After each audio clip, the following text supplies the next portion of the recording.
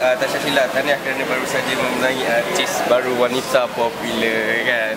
Okay, so apa komen you tentang anugerah ni? Do you expect that you gonna win this anugerah?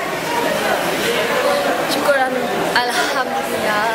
Memang Tasha rasa sangat bersyukur sangat sebab memang tak jangka, sebab banyak sangat persaingan dalam artis baru tu. Memang persaingan dia memang sangat sengit dan yelah, sebab memang kalau ikut kat last year memang dah banyak drama Tasha keluar semua. So ni semua ni kerana peminat Tasha lah. Sebab diorang yang vote Tasha semua. So maybe diorang suka drama Tasha semua.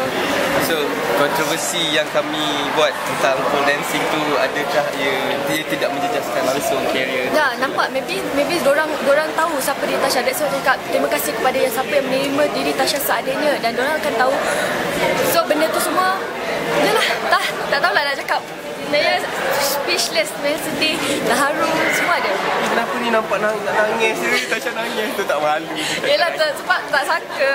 And then rasa macam yelah, sebab tadi memang tak sangka dapat menang award dan berdiri di atas stage anugerah Bintang Popular Berita Harian, dan benda tu sangat momen yang akan Tasha ingat sampai bila-bila. So first time lah. Okay. So lepas ni di mana harga ni?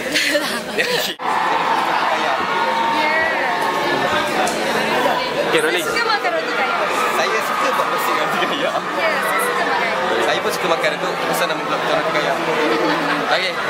So Datuk, saya just nak bagi satu soalan. Ucapan sebenar anugerah perak ni. Peminat you.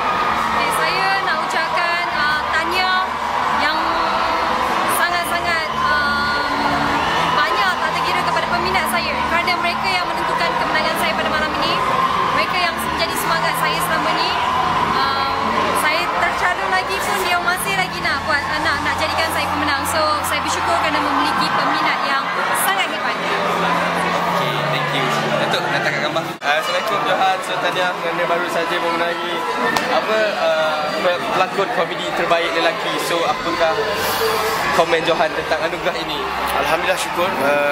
Yang ini sebenarnya adalah anugerah daripada peminat saya, dan juga tidak lupa kepada yang mengata-kata saya. Inilah hasil dia, kerana peminat saya adalah trofi sebenar saya. Kepada Roti Kaya, teruskan buat yang terbaik untuk kita semua. Terima kasih. Okay. Thank you.